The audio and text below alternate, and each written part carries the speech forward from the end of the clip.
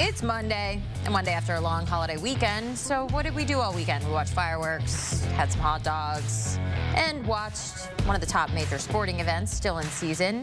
In the middle of the season, baseball, baby, around the halfway point. Perfect time to check in on some MLB Power Rankings. Which teams are sitting pretty? Which teams need a little bit of help?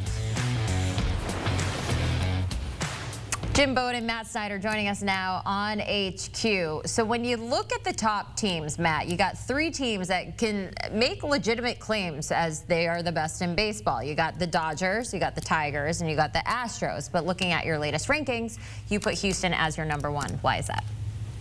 Okay, so the Dodgers are probably the most talented team, and we already know that. We've known that since the start of the year. The Tigers have the best record. They've had the best record a lot of times here, but the Astros right now are right with them, and they've won 19 of their last 24. They just swept the Dodgers in Dodger Stadium, and Hunter Brown didn't even pitch. They've taken 2 of 3 from the Cubs, 2 of 3 from the Tigers. They swept the Phillies. So I'm just looking at this and saying, Jeremy Pena is going to be back in not too long. Yordan Alvarez will eventually be back. They've got starters like Spencer Arrighetti, Christian Javier, Luis Garcia all on the comeback trail. Cam Smith and Jake Myers have shown enormous growth at the big league level this season. Isaac Paredes right now hitting leadoff. How about that? Jose Altuve, the transition to left field has gone swimmingly.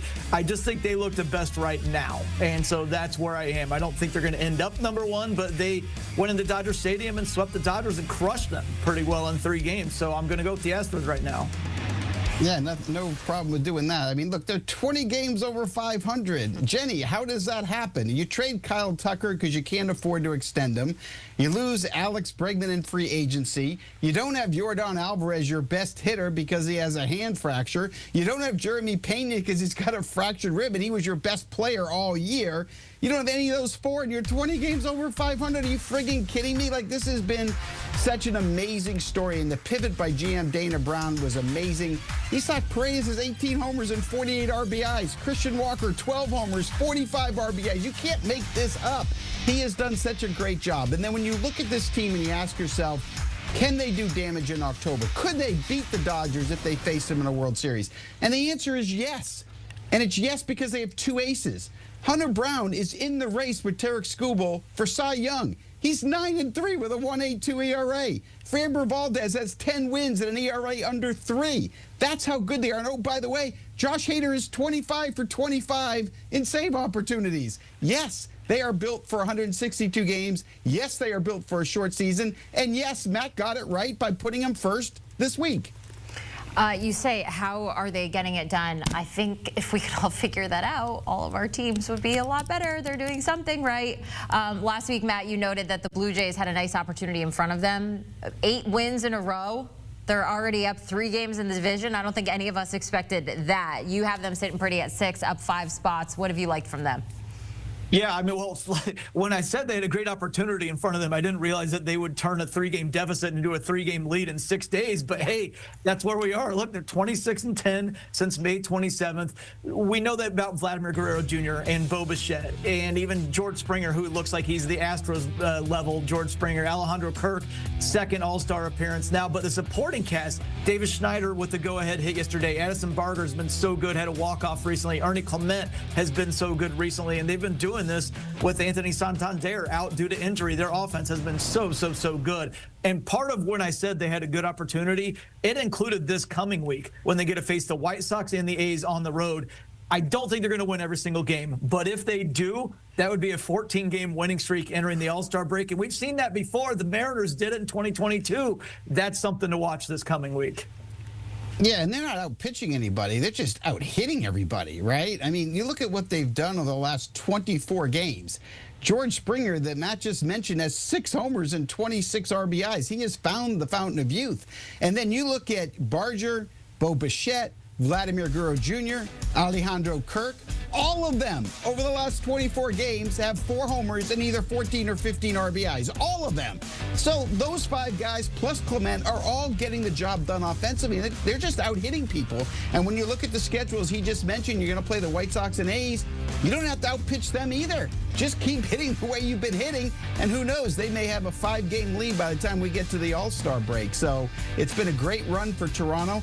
I don't think it's sustainable.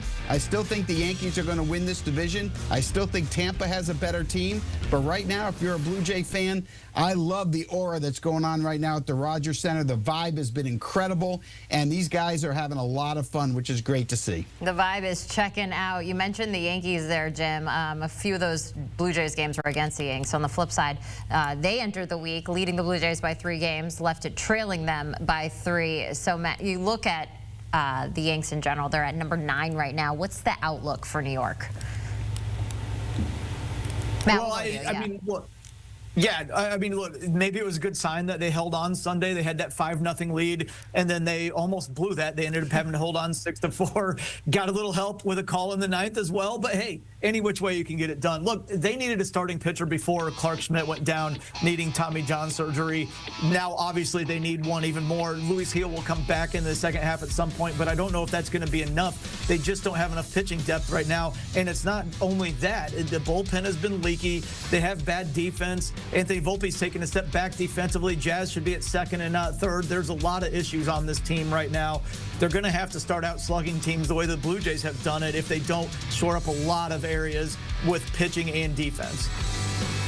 Yeah, and look, they still have the best player in the league in Aaron Judge. If the season ended today, he's the MVP. He's batting .360, 33 home runs. And his OPS plus is 233. That's 133% better than the average player. We thought he had the most remarkable year ever last year. This year's topping last year. And Max Fried has been sensational. Matt mentioned about their win on Sunday. You know what Max Fried has done? He is 9-1 in 11 starts after the Yankees lose a game. He has been a complete ace.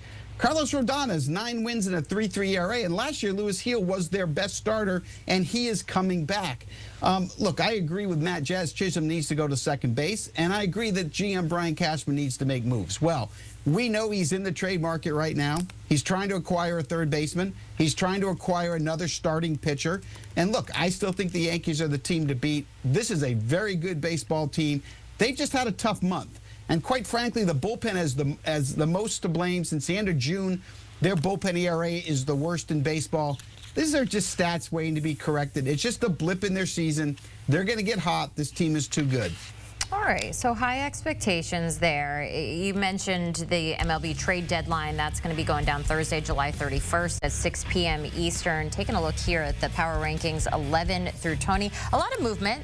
You know, spots up and down here and there. And then we look at 21 through 25. The Guardians losing streak, hitting 10. They fall into number 24 in the Power Rankings. They've only scored 15 runs in those 10 games. They've been shut out 5 times there. That's rough. Cleveland needs to do something. Matt, what do they need to do?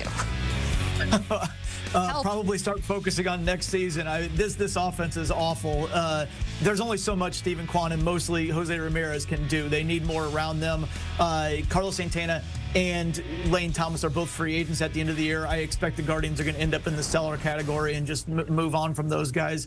But they need some more pitching as well. Tanner Bibby's been not good enough, especially on the road. He's been awful on the road. The bullpen was historically good last year, not as good this year.